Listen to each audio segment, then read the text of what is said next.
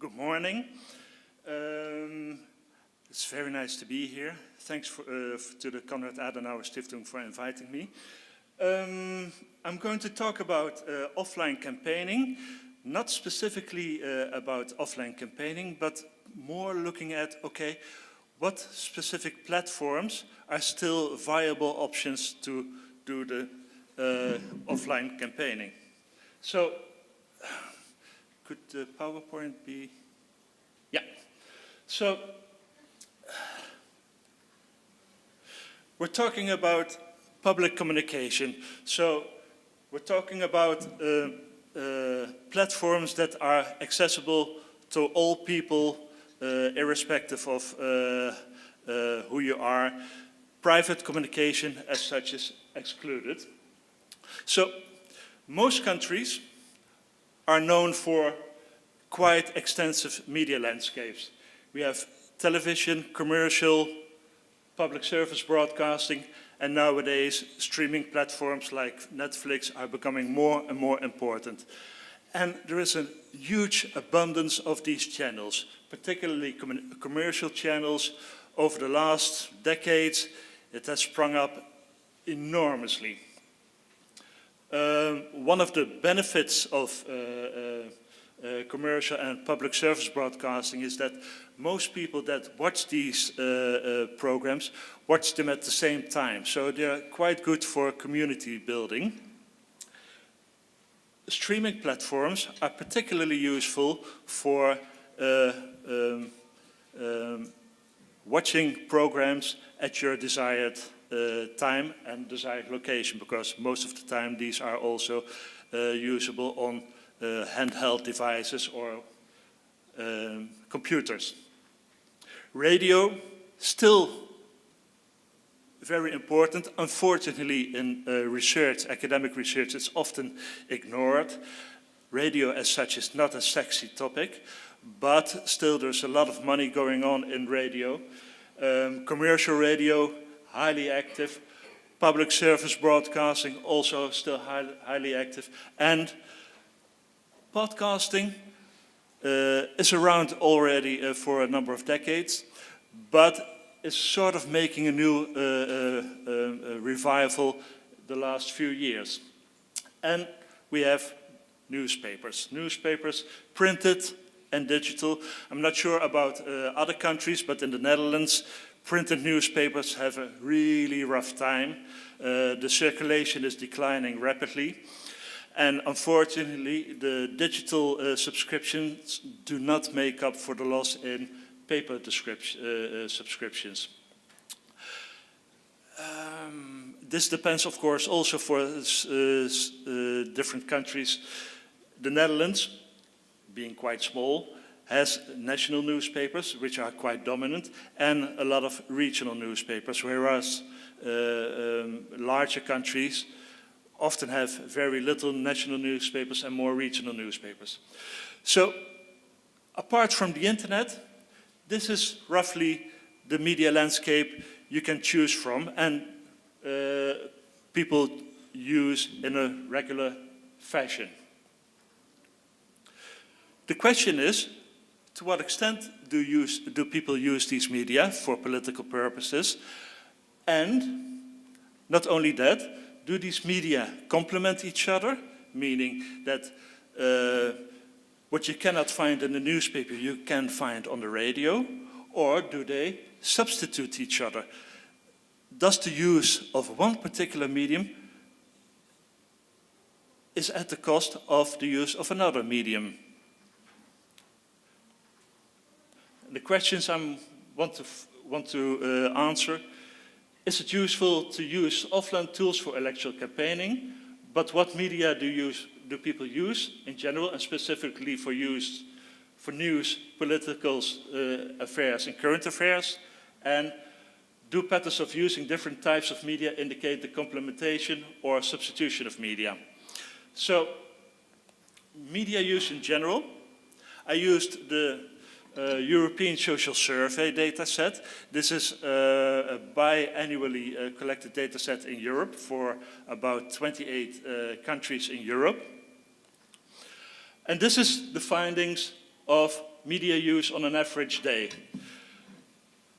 Contrary to what we would think, because, well, everybody's talking about Netflix, YouTube, and the internet, television is really important still. So you can see that the average number of hours per day is still quite high. Radio is second, and we see newspapers is relatively low and even declining over time. And we see that the internet is quite high as well and rivaling television as such. If we look for political use, current affairs and news, you see it's quite lower, but still television is quite important, followed by radio and news. And this is of course interesting because traditionally newspapers are particularly used for politics and news and current affairs. But apparently we really like to use television as well. The question is, if we use television, can we see certain patterns of media use in terms of supplementation and complementation? So I did a so-called factor analysis to see patterns. And if you look at the high numbers, which I printed bold, you can see that, for instance, newspaper reading goes together with newspaper reading about politics. Seems obvious.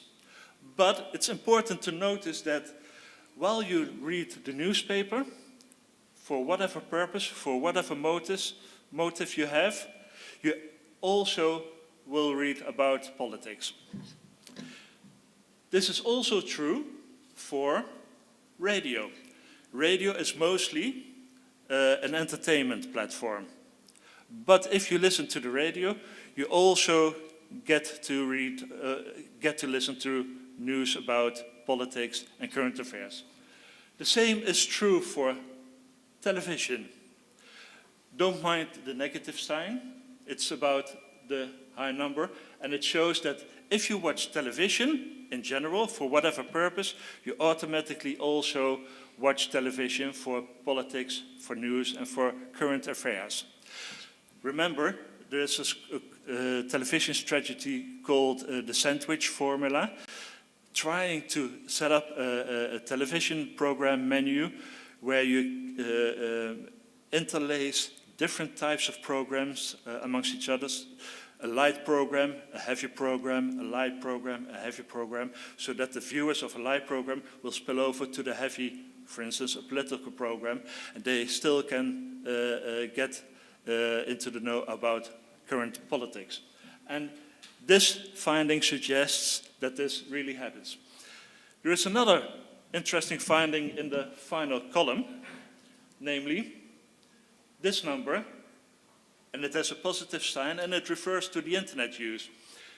And this indicates that the more you watch television, the less you use the internet, or vice versa. The more you use the internet, the less you watch television. This particularly suggests that television use is at the cost of internet use, or the other way around. The more internet you use, the less you watch television, and the less you use television for news, politics, and current affairs. So, whereas newspaper, radio, and television amongst each other are relatively independent, internet use competes with watching television in general. Okay, that's an important finding. Then I thought, okay, this one. Can we see subgroups of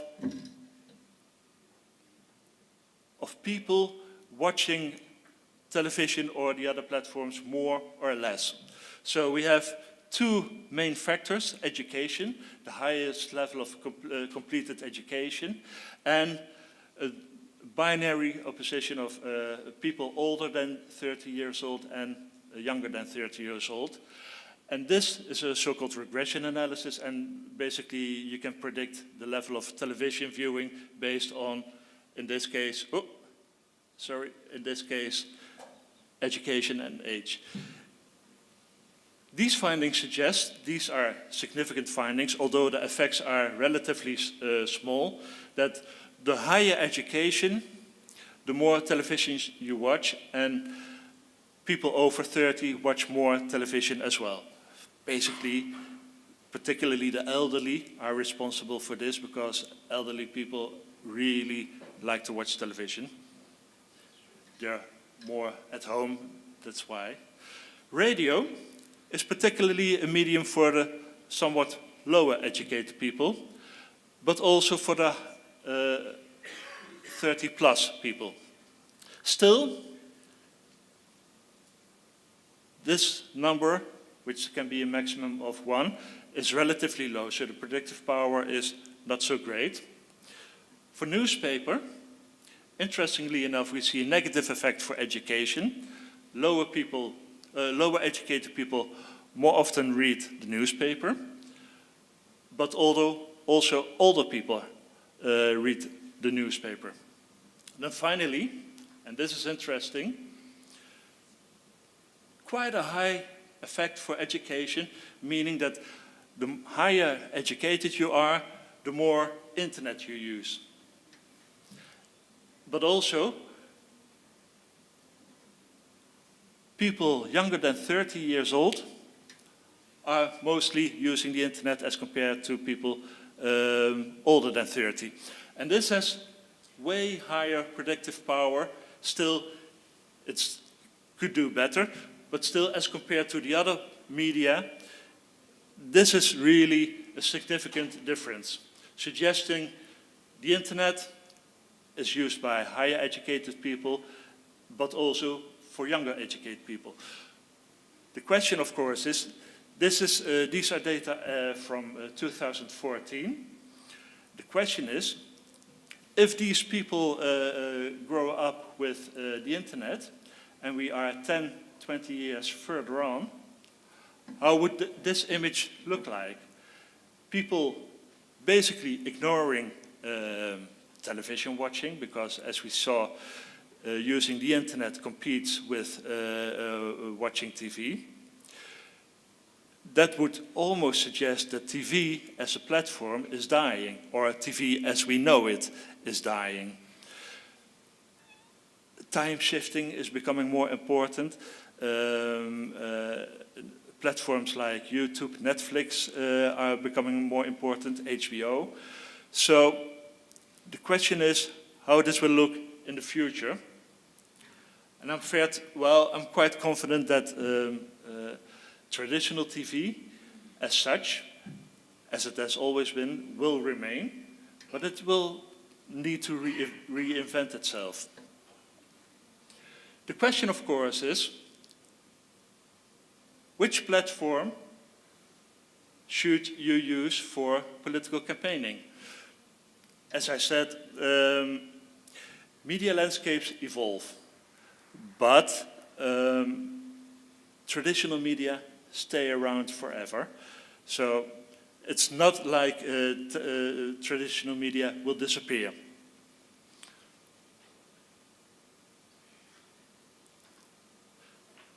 Moreover, because this is a graph of one of my studies about watching television, particularly at 5 different televised election debates. And what you can see is that during the debates, on the x-axis is the timeline, and the graphs indicate the number of tweets during these election debates, which suggests, of course, we are looking at traditional media, and we're looking at what are successful offline platforms. Okay, offline, everything is digital nowadays, even TV. This suggests that even traditional media also involve social media. So there's not a single ecology of television versus newspaper versus radio and the internet and social media. No, all traditional media meet up with social media. In this case, it's not maybe about social media campaigning, but it's campaigning during an election debate, and this shows the level of engagement of the audience on social media. And you can see that during the debates, you see different spikes, and across the program, there's a vast increase of the number of tweets, suggesting there is a high engagement and an increasing engagement of the audience with politics on Twitter. So this is the election of 2012. We've had elections in 2017 again, and we're doing this again and see to what extent this has changed over the course of 5 years. Again, doing a separate analysis for television, radio, newspapers, and social media is an artificial distinction, of course. Nowadays, you cannot separate traditional media, offline media, from digital media, online media. Wherever you go, whatever is published on a printed medium or a website, it's immediately being tweeted to other people. It's liked, it's shared. As such, it's very hard to distinguish between the different platforms. Moreover, if an offline campaign is successful, the question, of course, is it successful because it's offline? Or is it successful because people tweeted about the offline campaign event? Who knows? So it's very hard to distinguish between these different realms of offline versus online, and it's very hard to distinguish where the cause and effect is. All in all, I think that, and that's a bit of a no-brainer, whereas I said traditional media will never die, this also applies to traditional campaign models. They also don't die. It's the mixture of different types of campaign strategies that complement each other. Doing only television could be a strategy, or ignoring the printed press could be a strategy. But everything will be tweeted about, everything will be shared on Facebook, and as such, social media will always be an aspect of your campaigning, whether you want it as a political party or a candidate or not. Even those candidates that refuse to take up a Twitter account or a Facebook account, at least their party will tweet about it, or the citizens will tweet about it. So that's it. Thank you very much. Thank you very much for the Adenauer Foundation for hosting me and also us for the conference and Maurice for this good kickoff.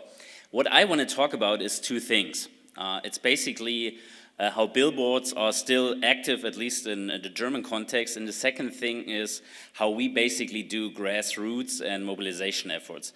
But before I'm going to do that, I really want to pin out and point out early that there are two things which still drive why we do offline campaigning.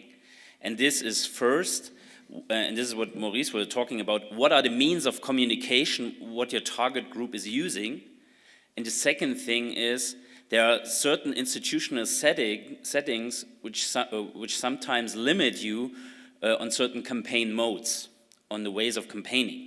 And you have to see that. Institutionalism is a very driving factor for political campaigns deciding where they will place their money. Because ultimately it comes down to the question, where do I want to spend time, resources, and personnel in order to be successful? And I wanted to point that out early. All right.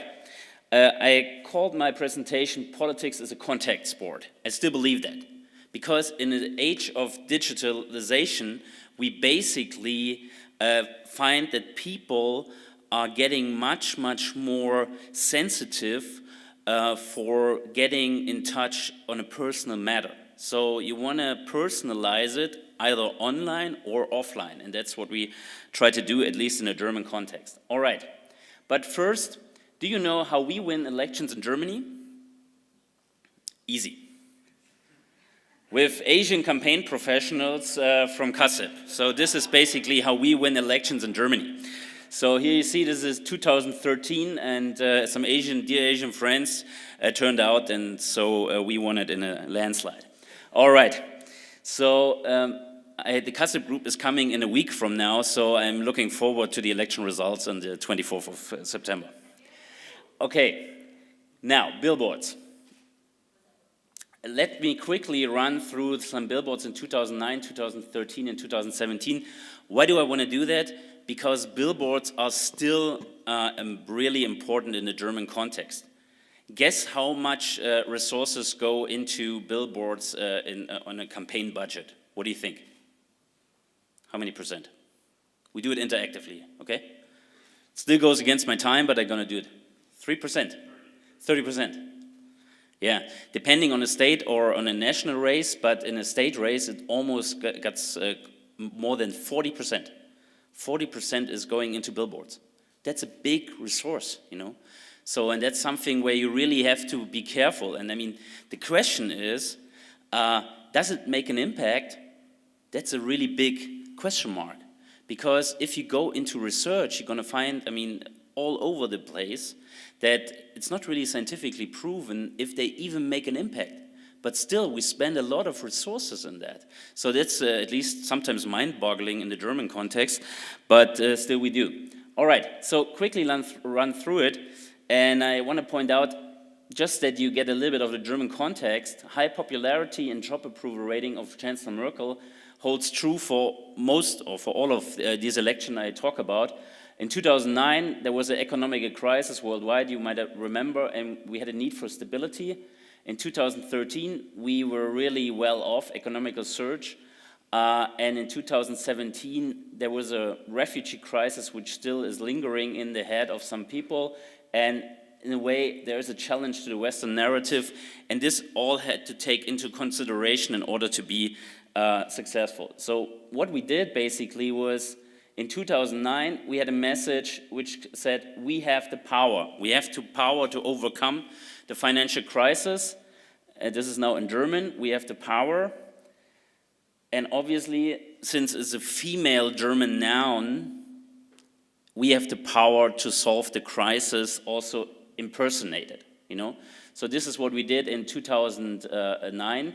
And here you see, I mean, very personalized. And this is something, as a takeaway from billboarding, billboarding is still working very good if you personalize it or if you put a controversial issue on the billboards. So we decided for personalization, and obviously the Chancellor was at the center of it, for new togetherness, smart out of the crisis, so we really addressed it. And we vote for the Chancellor, and we made even a new German noun out of it that didn't used to be in the dictionary. And that's something which we really put out there in 2009. 2013, again, after the financial crisis, we were very well off. We put up there big billboards. It's basically called like solid finances are important to us because we think about tomorrow. And here you see like who is responsible in the family for financial issues. Obviously, always the woman, obviously always the grandmother. So she's taking care of her grandchild. We talked about good jobs and new ideas. And we talked about every family is different, but every family is important to us. And I mean that you don't get the wrong picture. Not every German man is cooking well, so, but still we put it out there. Anyway, so there you can see it's more like a feel-good campaign because the country was very well off, and we still are. But in 2013, we had a different situation as today. And what we also again put out there was like everyone counts, everything into view. And we put the chancellor at the very top of the basically campaign. And just that you get an idea, we basically do it in 3 waves. So we have like 3 different kind of waves of billboarding. That's why it's so cost intense. And we, by German rules, we can place billboards 6 weeks out before the election. So that's a very institutionalized setting, and you have to live with that. All right, in 2000, okay, here you see the biggest billboard we did in 2013. You might know the symbol. We call it the Raute. We do a campaign right now with that.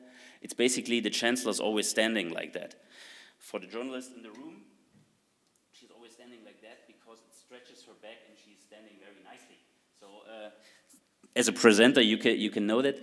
And here's what we did basically was we got a lot of media coverage because we said Germany's future in very good hands. So, and that's something, that's the train station in Berlin when it was built in 2013. And this is something Maurice was touching on. Sometimes you do offline modes in order to get media coverage. It was covered intensely, and this is the very interesting thing on that. There were even Tumblr things putting up there on these hands, you know. And this is something as you want to achieve as a political campaign. You want to be driving also pop culture. You want to get into like the narrative of the everyday discussion, because sometimes we as politicians, we lose grip of the idea that a normal human being doesn't talk about politics every day. People stand up, they worry about their job, they worry about the education of their children and a lot of other things, but they don't worry so much about these little tiny policy things we debate every day. So what you want to achieve as a political campaign is basically you want to get into this frame, you want to get into this narrative in this debate normal people have, and that's why we try to use billboards for doing so.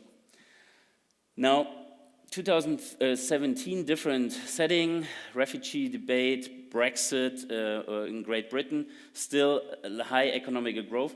And here you can see the numbers. This is basically when we went out of the 2013 race, significant drop, and it's heading in the right direction. So that's something where we really seriously had to make some concerted effort in order to think about it, how we would frame the election in 2017. And here a quick glance. These are our billboards right now. Good jobs and good pay. Again, family, a big issue, and new issue. It's more security. It's about police force. We strengthen these who take care of us. And that's something where we really try to touch on this refugee debate and a lot of other things where people still look for security. And that's something which we did in 2017. Our message is, for Germany where I live, good and like it. So, and that's something where we really try to address it differently.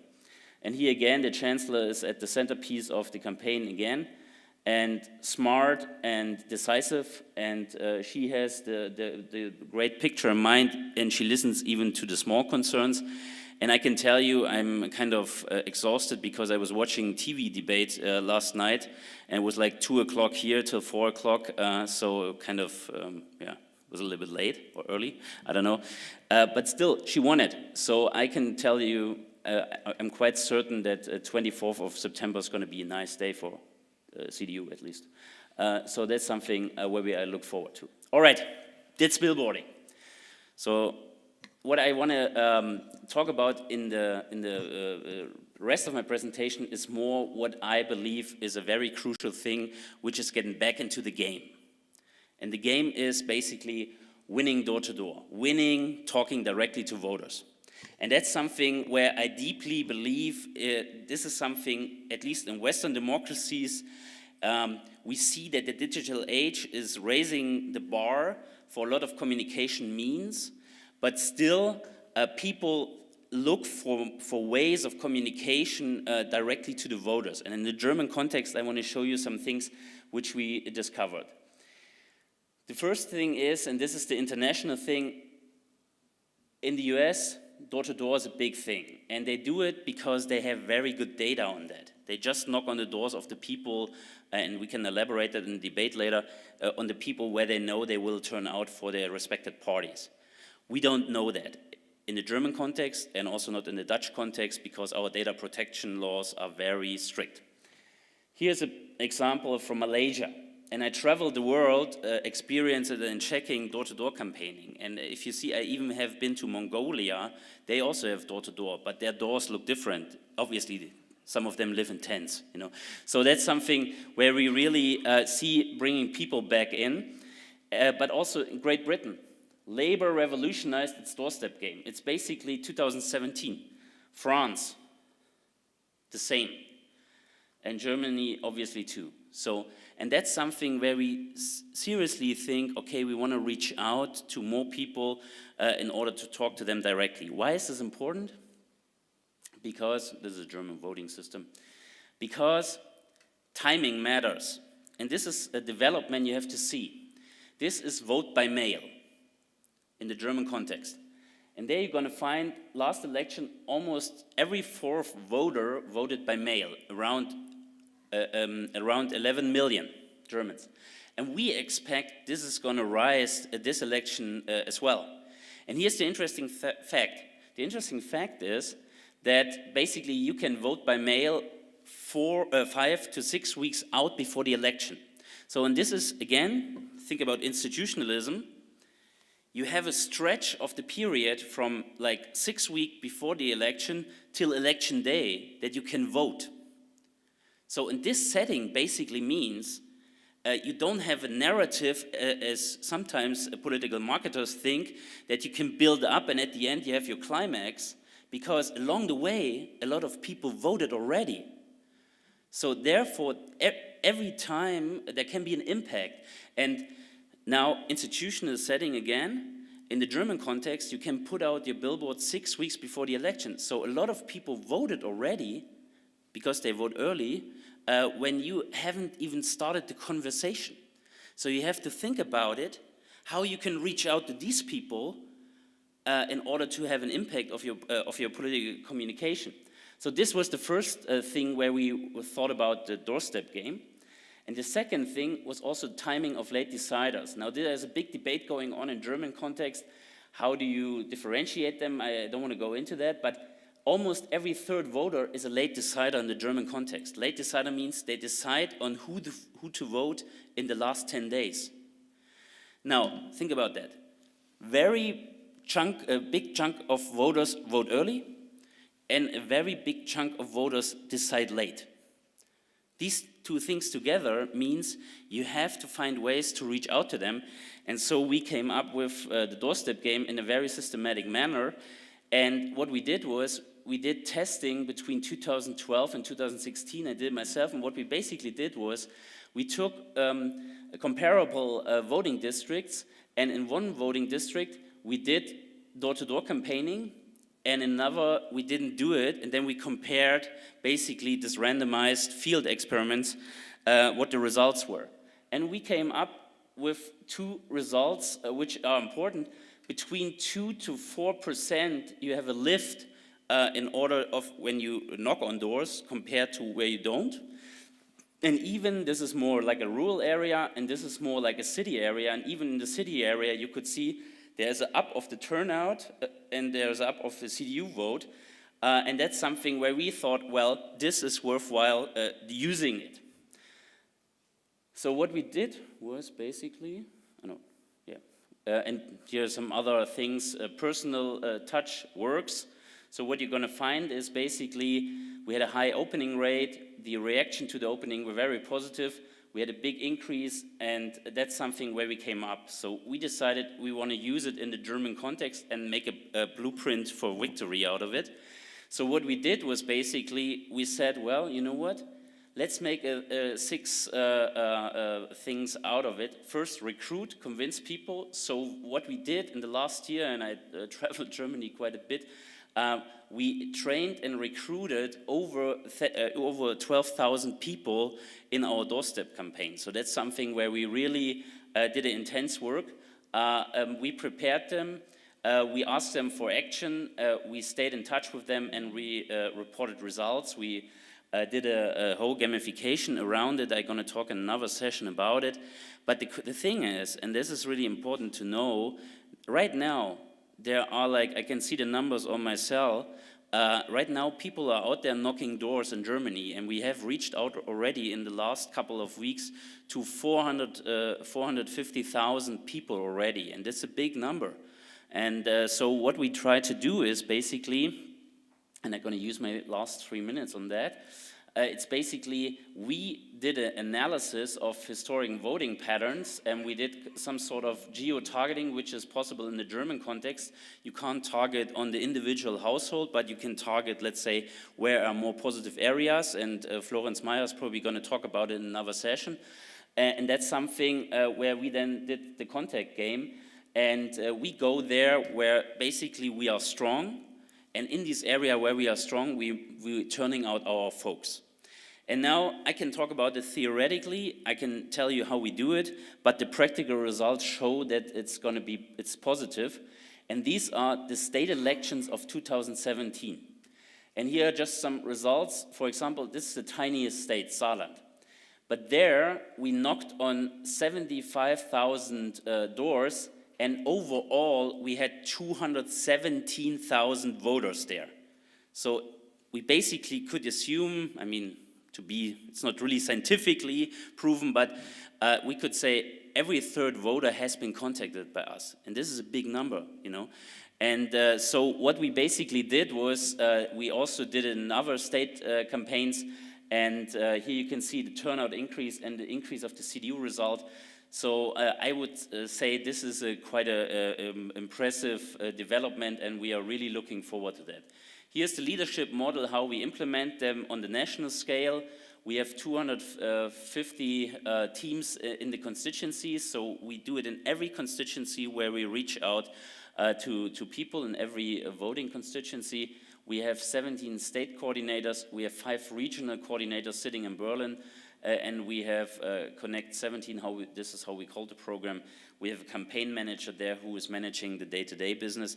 And there you can see that everything goes into that. And I traveled quite a bit in order to understand how different countries do that. And this is basically the model the Americans, the Obama and the Republican campaign did that. They also had an extensive door-to-door campaign. And they have a kind of different leadership model, but we could talk about this on the later stage. But what I want to point out is you need a structured effort. If you want to organize your win, you need a structured process. I mean, don't get me wrong, okay, I'm German, so we like our structures to get some prejudice out there. But still, if you want to do politics right, you have to organize for success. And this is what we did. And we never did that before in such an organized manner for federal election. And I'm quite positive that it's going to be proven successful. And there comes a little techie stuff in. We put out there an application to track what we do.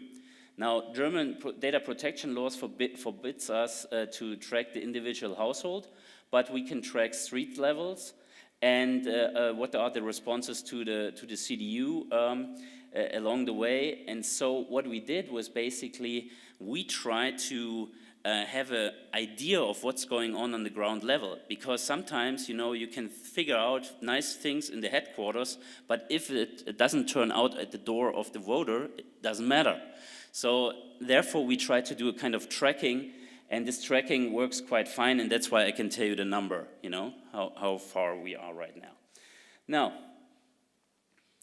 I switch that. Wrap up. I really presented you about billboards, but more specifically about door-to-door campaigning. Still, and don't get me wrong, I'm a big believer in talking to the voters directly, but there's always a truth in politics, message over mechanics. I'm talking about mechanics here, but the message and what the voter thinks about what's the right direction for the country matters most. And the interesting thing, and I have been from local races to national to international stuff, what is mind-boggling for me sometimes is that a lot of campaigns don't think about their strategy and message enough. They think about tactics, but they don't think about what is going on in the voter's mind and how to answer that question. Why are you running? It's often not yet addressed in campaigns. And that's something where I just want to point out that offline campaign tools and things like that, they are all important, but still it's still tactics. You have to figure out why it's important to run, and that's why we're going to be ultimately successful, because the people in Germany believe that Angela Merkel is pointing the country in the right direction, and that's why we're going to win. But we reinforce this message by using the right means to reach out to voters. And that's something where I deeply believe we are quite okay with that.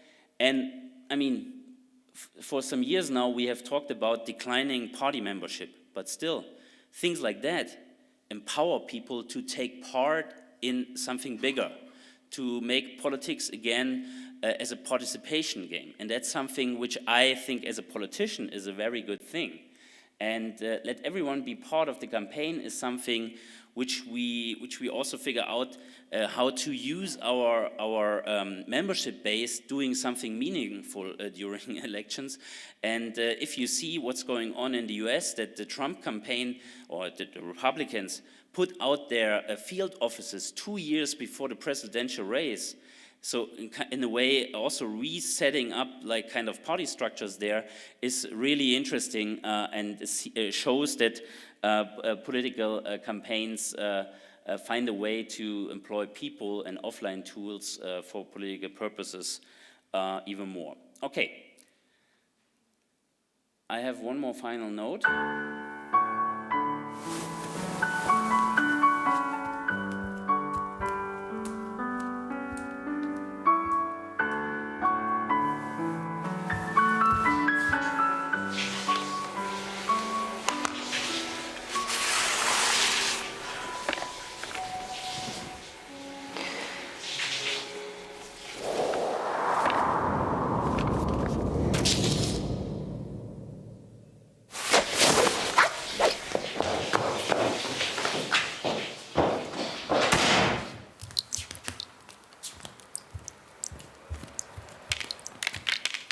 That's the application form of the Social Democrats, our biggest opponent. That's why we're going to win this election, you know.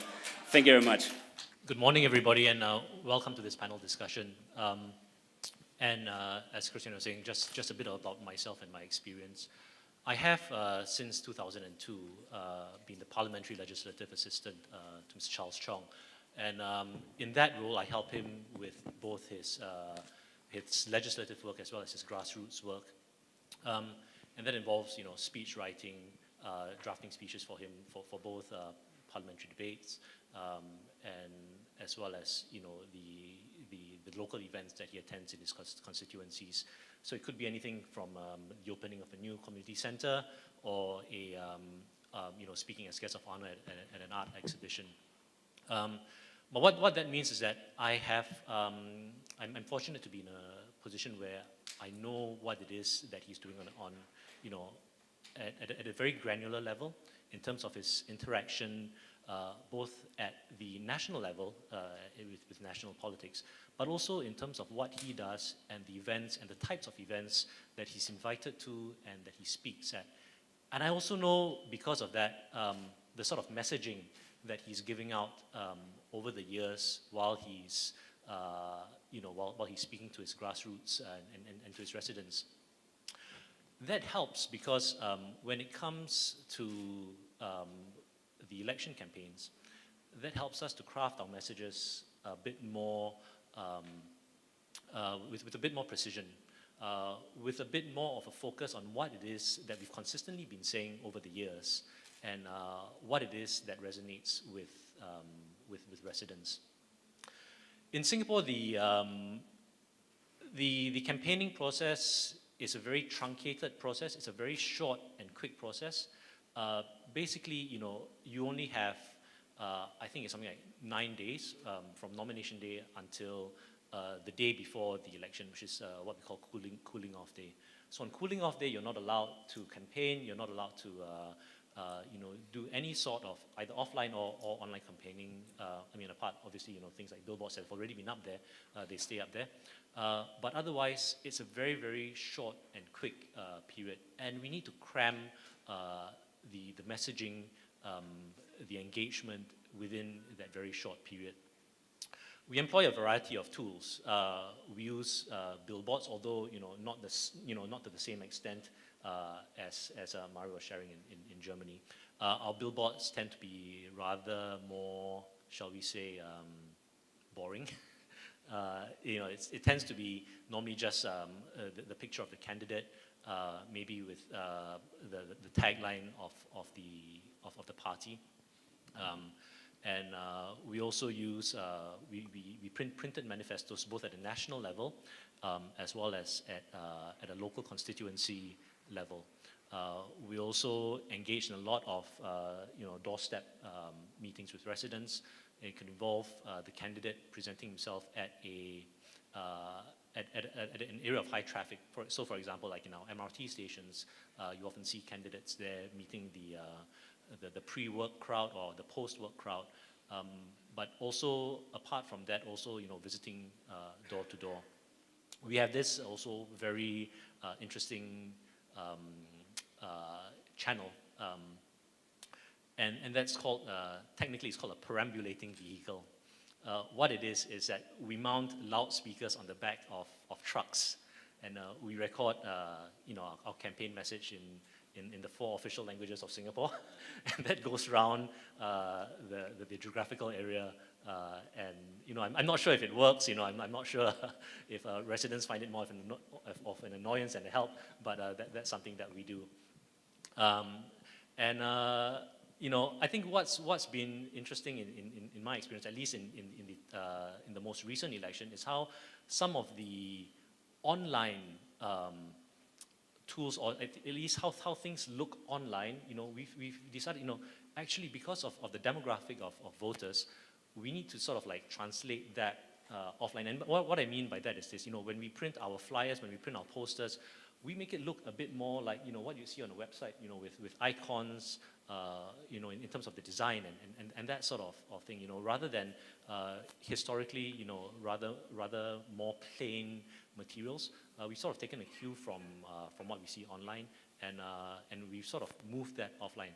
I think just to wrap up this introduction, I would say that in Singapore, at least in the constituency in which I help Mr. Chong, which is Punggol East, I think if we had gone to a completely online strategy, that just wouldn't work.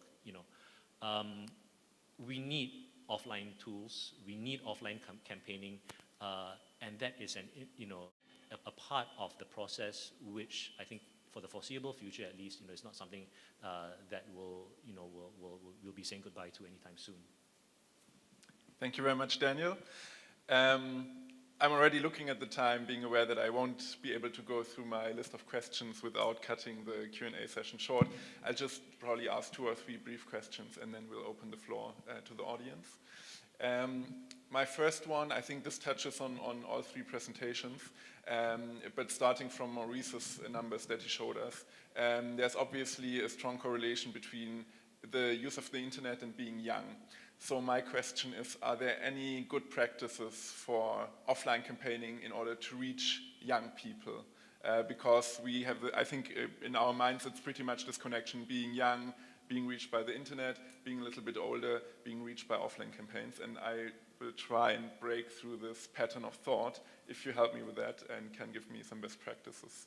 I don't know who wants to start out. Or maybe also from the academic view, Maurice, whether it's possible at all. Thanks. In the Netherlands, in campaign time, I showed you the data on election debates, but there is a special election debate for children. So that's a real young generation, but we have a newscast only for very young people, and they organize a television debates for the party leaders. And party leaders find it a bit difficult. There are many in suits and a bit stiff, and they have to blow up balloons and those kind of things. So they seem to find it a bit ridiculous, but the children love it. So it's one approach to engage young generations for politics. Whether it works in the long run, I'm not sure, but it can hurt the image for the adult people, for the adult voters, because sometimes certain fragments are being ridiculed on social media. So maybe for the young generations it might work, but then again it can have unforeseen effects by clipping certain fragments and then ridiculing it on social media. Yeah. Yeah, thanks. What I'm gonna say, please don't tweet on that, because otherwise I get in deep problem. But the thing is, and I don't want to sound cynical, we expect that at this election, half of the German voters will be 60 years and older. Don't get me wrong, but I mean, this explains a lot why we do a lot of efforts to reach out to a certain target group. And young voters, unfortunately, I mean, if we like it or not, at least in the German context, they don't turn out so intensely on election day. So that's why you have to, I mean, obviously you have to find ways to reach out to them, and we have to do that, and digital is a very big thing in that context. But what you're going to find is young people are much more action-oriented and project-driven. So this basically means you have to provide kind of ways, being it events, being it something to do, so they pull other people in, because they are very transparent and they are very networking oriented. So if you tap into one or two, you usually get a whole network of them. So this is basically also kind of personalized effort, and a lot of campaigns try to use that. But what I wanted to point out also on Daniel's presentation is, and also on Maurice, the problem which we have in campaigning is that we still have a lot of campaign of professionals which see campaigning more as an art, which is okay, because you need your belly, you need your consciousness in order to make decisions. But sometimes I believe we have to approach campaigning also more in a scientific way. What kind of instruments work and what not? And this is something where I just wanted to point this out, that we need a very balanced approach between art and science. At least in a German context, we have to get better at that, and then we might even know what is the best instrument to reach out to young voters as well, you know. Daniel? I helped, I was quite involved, well, very heavily involved in the 2011 and 2015 campaigns in two different constituencies. And the interesting thing about that was that the demographics of the two, you know, couldn't be more dissimilar. In the 2000 campaign that I worked in, Ms. Chong was in the constituency called Juchet. It was a very mature constituency. It was almost 100% private housing as opposed to public housing, which you see a lot of in Singapore. And the voting demographic was a lot older.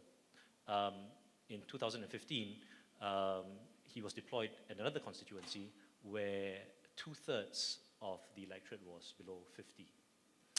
So the strategies that we had to employ at that stage had to be, you know, necessarily very different to reach out to the younger electorate. And I'm, you know, again, I think, you know, we can get a lot better at how we approach campaigns in terms of, from a scientific point of view, in terms of, you know, the research that we put in. So what we did was, I think, it was almost like, you know, gut feel, which isn't the best way to go about doing things, but, you know, it probably was the best we had at the time. And, you know, we gathered a group of us and we said, you know, if you are a youngish voter in this constituency, what sort of messaging would resonate with you? what sort of visuals would resonate with you, and how can we do that? So, and that's why I was talking about just now about adopting some of the to use the term, the user experience from the online world, and sort of porting that to the offline world. And so, through the use of graphics and design and doing that a lot better, so that it was something that the younger electorate could, well, we felt that they would be more familiar with, and therefore be more receptive to the messaging. One addition, yes?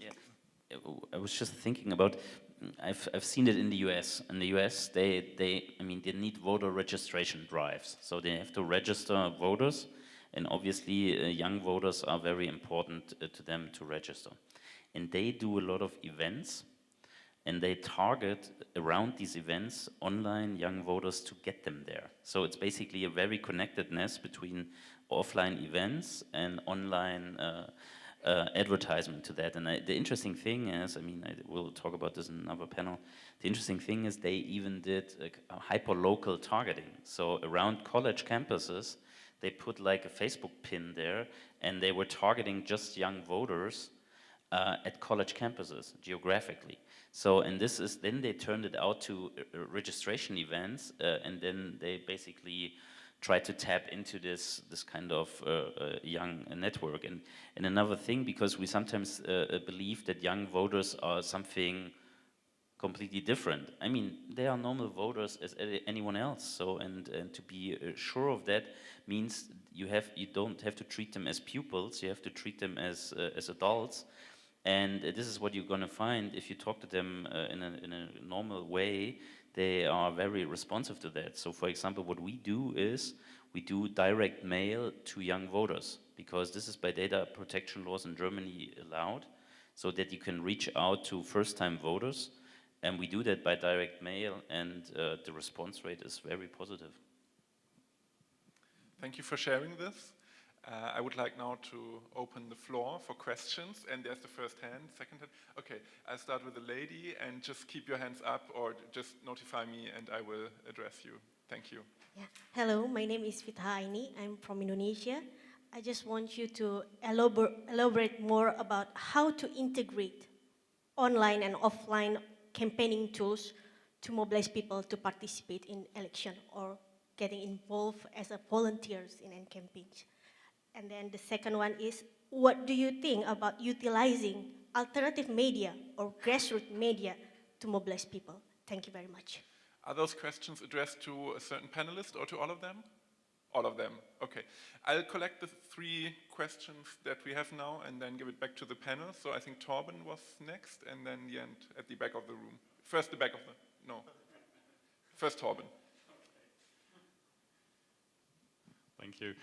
I have a little amendment first, because I like this approach of understatement from Daniel Tan, but I have to say he and Charles Chong was the only one who won a constituency back from another party here in Singapore.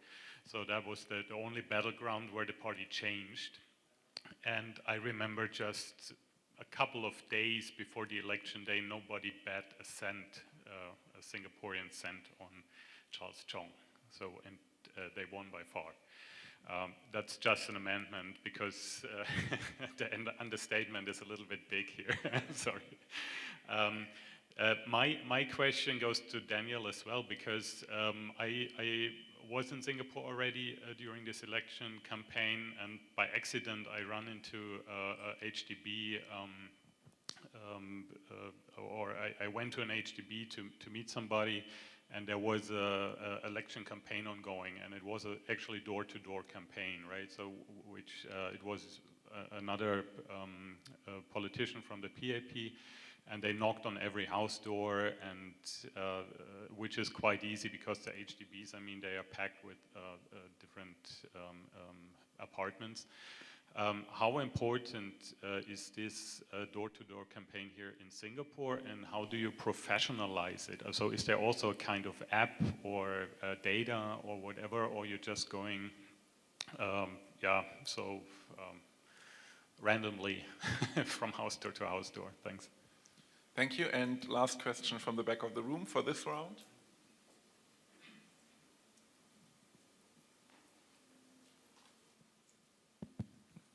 Okay, I'm Vanak from Cambodia. I have one question, but before I ask a question, I have to a brief story related to the current politics in Cambodia right now. Okay.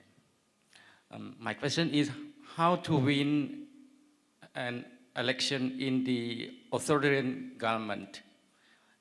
As you know, now the government used the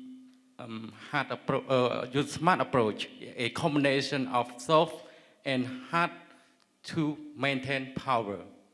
The former is to use threat intimidations, and now the leader of opposition party was arrested. And the soft approach, he tried to persuade to attract the citizen by promise to provide, to increase the salaries, to provide a public goods, and etc. Thank you. Thank you very much. I mean, how to win an election in an authoritarian government is a very huge question. So I maybe narrow it down to the offline component that we are discussing here, because generally I think it's a general knowledge that it's easier to get involved via social media than in an authoritarian government. And so are there any offline tools maybe that could help in such a situation, if you allow, if I narrow it down that way? Would you like to start out, Mario? Okay, coming to the friend from Indonesia, how to connect online and offline. I mean, that's a very interesting question. I mean, and basically, what you're going to find is that online is catching up in the organizations of political campaigns quickly. So, like some years ago, the online digital guy was like sitting at the cat table somewhere, you know, like, and now they are at the main table and deciding about a certain way of budget. And there you see already structurally a kind of getting together and connectedness. So, and this then ultimately drives a lot of things you do along the way. And I just want to point out three things where you can see or how you can use it. I've seen in the US, and we do this the same in Germany now, and I've seen in different countries, you hold rallies, events, and then you take your candidate and pose for selfies.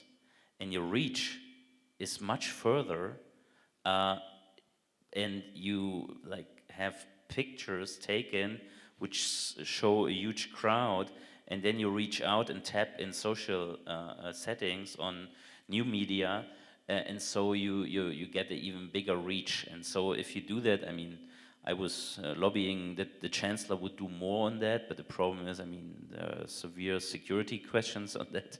But I've seen it in the US.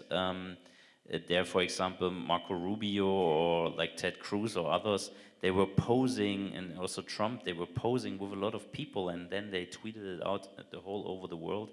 And this was very intense. So this would be one, I would say. And then there in the back is Anurag Thakur, and the BJP did something very nice in their campaign in India.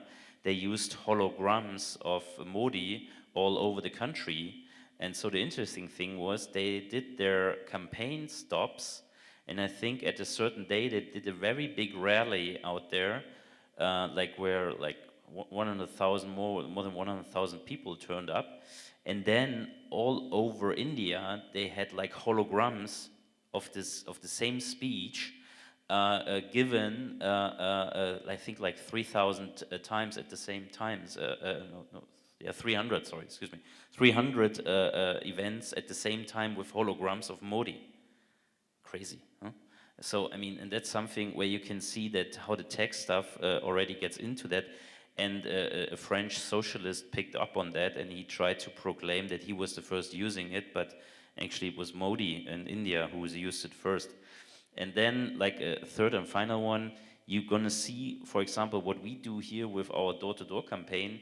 we very intensely track it, not just by app and also by dashboard, but also we put it back into social media, that people talk about how they just went out and knocked on 100 doors. We even developed an automatically answer for that people can tweet it already into Twitter or Facebook in order to inform people how great democracy is to reach out to people. So what you want to find is, and this is my final remark to that, you want to connect the things you do in one world with the other. So high tech with high touch, you know. To the friend from Cambodia, well, this would be another, not just another panel, this would be another conference, you know. I mean, how you basically do that in authoritarian regimes. And I mean, I'm not an expert on that, but I would say ultimately, I believe in people have the power, you know.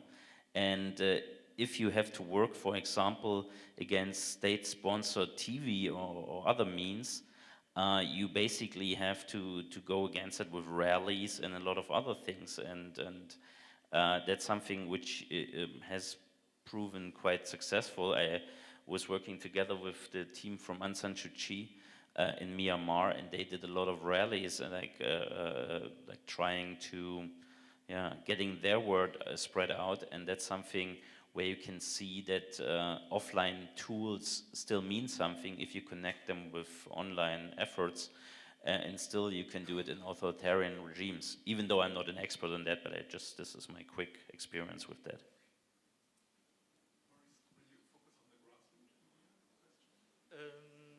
I'm not sure I can. What I can say to the lady of Indonesia, besides using social media to distribute accounts of events, one important aspect is also the agenda function of social media. Announcements of this candidate will be true over there, and we have a different electoral system than in the Netherlands. We have last elections we had over 1,000 different candidates. So because we had 28 different parties participating in the elections.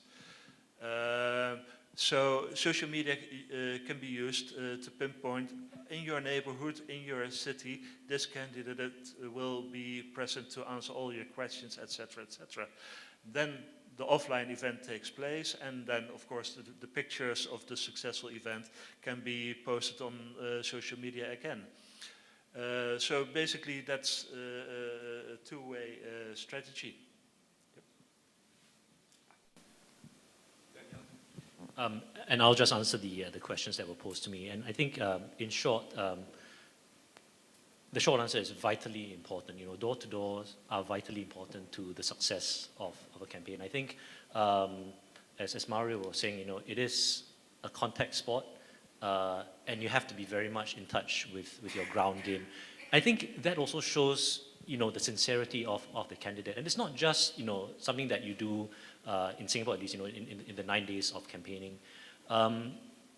Almost every weekend, you'll find in Singapore, you know, in the housing estates where, you know, in the public housing estates, in the private housing estates, you'll see banners being put up saying that the Member of Parliament is conducting house-to-house visits, you know, from this time at these block of flats, you know, at this time, you know, in this particular street. And that does two things. One, it lets people know that even if they're not at home while the Member of Parliament is going around to do the visits, that the Member of Parliament is going out and is taking an interest in the constituency, in the needs of residents. And when we come to the 9 days of campaigning, you know, that's merely an extension of the work that's been going on for the last 4 years or so. And you know, in Singapore, it's something that people have come to expect. You know, that throughout the electoral cycle, you know, throughout the 5 years that the MP has been elected, that the MP is expected to come around, you know, visit residents, ask about, you know, issues. It could be municipal issues, it could be national level issues. Take the feedback and, and do something with it. But apart from just the door-to-door visits, the members of parliament in Singapore also conduct what we call Meet the People sessions. So they are clinics normally run on a weekday evening where residents of a particular area are invited to come to meet their member of parliament for any issue. No issue is too small, no issue is too great. You're welcome to come in, raise your issues, and then the member of parliament will do his best to try and resolve the issue for you. And that operates, from the backbench MPs all the way up to the Prime Minister as well. So every member of parliament has a clinic or a Meet the People session within his constituency. And I think you need to look at that as a process of winning hearts and winning minds over the entire period, and not just during the electoral campaigning period. We have time for 2 to 3 more questions, so I will open a second round, and the first question is here at the back. Thank you very much. I'm May Pin. May I first compliment the whole panel? I'd like to take off actually on what Daniel described, and then my question is actually for Professor Foyt. I was really struck by your presentation on the knocking on doors strategy, in particular the number 50% of doors open. That, Daniel, correct me if I'm wrong, that's kind of on the high end in Singapore. It's almost not heard of anymore. And I think it's precisely because going house to house for house visits has become such a common thing, I think over the last few decades, that it's become taken for granted. And when a member of parliament knocks on doors now, most often what will happen is he'll get complaints on, the branches keep knocking on my windows, my neighbor's laundry is dripping on my laundry, solve this problem. And I wonder whether for the CDU experience, whether you're in kind of a honeymoon period as far as the knocking on door strategy goes. Do you think, can you foresee that it might go, it might sour or eventually not be as effective? Then my other question for you was, how are you resourcing this 75,000 doors in that small district? What is your machinery? Are you paying people to do this? And how are you maintaining and continue to cultivate this machinery in between elections? That's it. Thank you. Thank you very much. And the second and last question for this round from the lady here in front, next to Torben.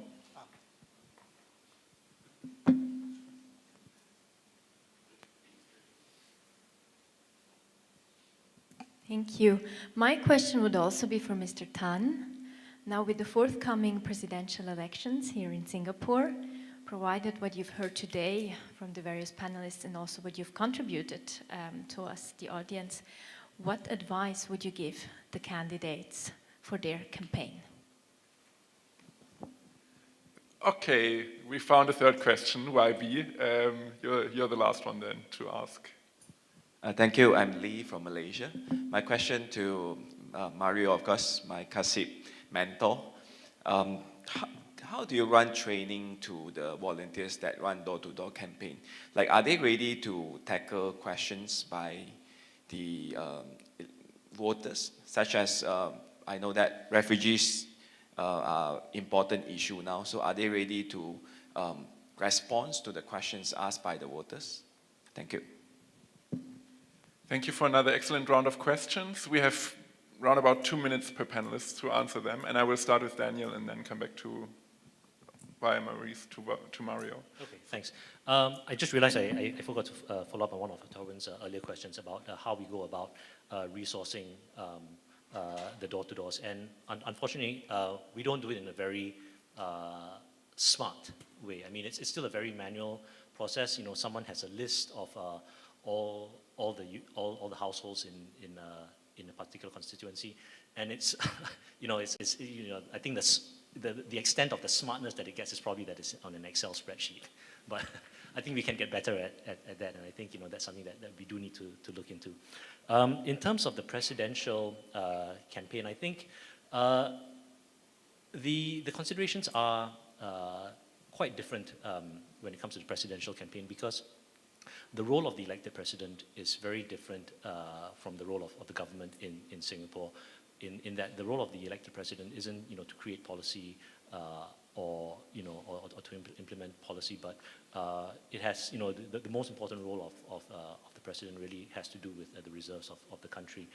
In terms of strategies and, you know, what we could take from this panel discussion about the elected presidency, I think the knowledge that, at least from my experience, that door-to-door contact, you know, or person-to-person contact is vitally important in showing, you know, a human touch, in showing the sincerity of the candidate.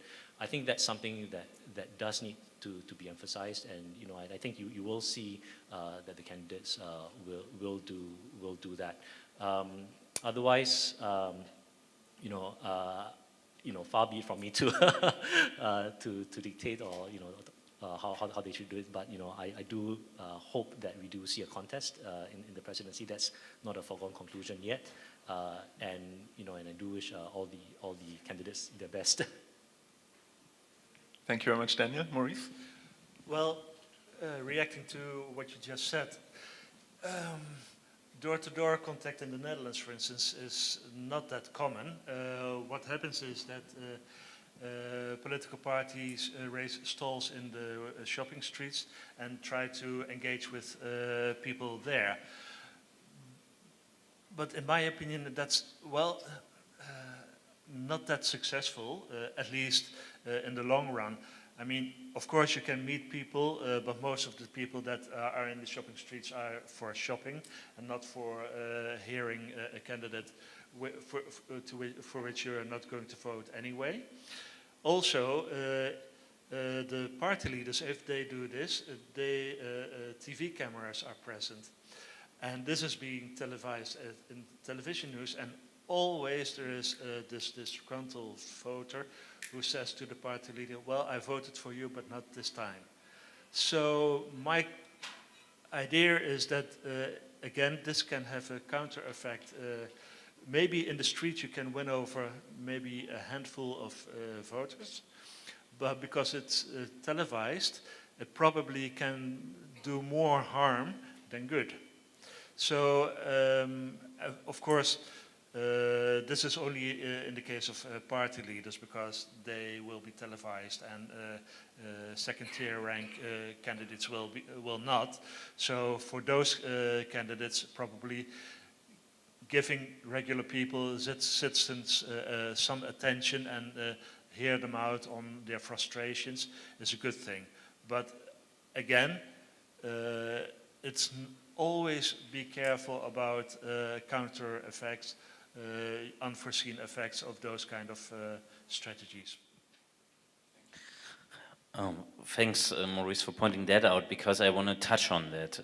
The thing is, and I can't stress this enough, I mean, do we know exactly which kind of campaign instrument, how does it affect or work? I mean, quite frankly, we have well-done studies on TV ads. The problem is, in most of the countries, you can't afford to spend TV ads, you know? So, I mean, therefore you have to find ways to know which instruments work and which not.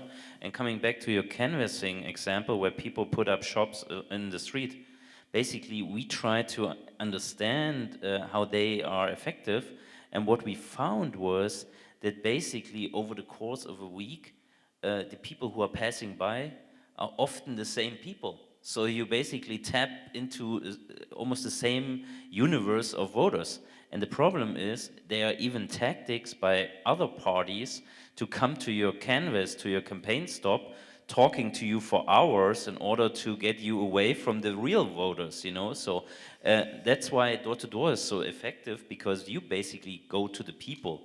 And it's also a kind of, it's also a kind of statement, you know? You go directly to the people, talking to them, and they, at least in the German, European context, appreciate that. But don't get me wrong, we have used this method in local races on a regular base. But we never have done a concerted effort for state or for a federal election, and we did so this time, and probably it's working quite okay, because our targeting, in my opinion, is right. I mean, targeting in a German context means geo-targeting, so we go to our strongholds, and there it's easier. And obviously, our strongholds are more rural. In the German context means they are more home ownership, and so the opening rate is better. You know, if you do it in an urban context where you have big house, where you have big community living or something, it's much more difficult even to just get the door open. You know, so that's something where we at least try to learn. Then paid volunteers, no, they aren't paid. I mean, we couldn't afford that.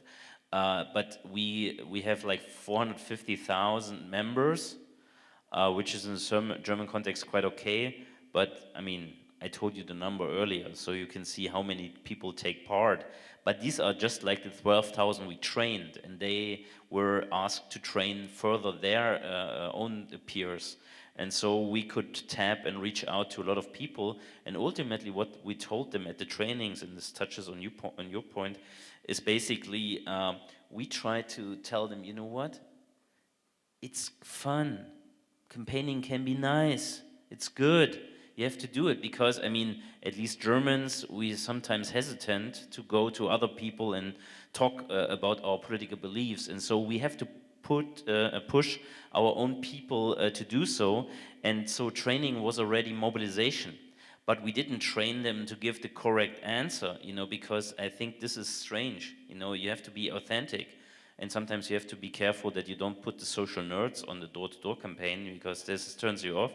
But I mean, to have this in mind. And then we try to elaborate what our findings were. I just showed you this, like, this 2 to 4% lift. But we also figured out how long it takes you to talk to a voter. We said, you know, don't take more than 2 or 3 minutes talking to them. It's more like a mobilization push, and you don't have to convince everyone and persuade them on the door, you know. And I mean, coming back from my own experience, I did it all practically. What I tell you here scientifically, it's basically when I did my first campaign for a local race, running myself as a candidate, I did door-to-door campaigning. And on the first day, like I did it in my home constituency, I went door to door and everyone said, "Ah, Mario, come in, let's take a cake or let's drink a schnapps," you know. I mean, I was half drunken at the end of the day, but I just made like 10 doors, you know. I mean, this wasn't really effective. So that's what we basically then decided. You can manage 17 to 18 like hits per person in an hour. And so we structured it down and said, you know what?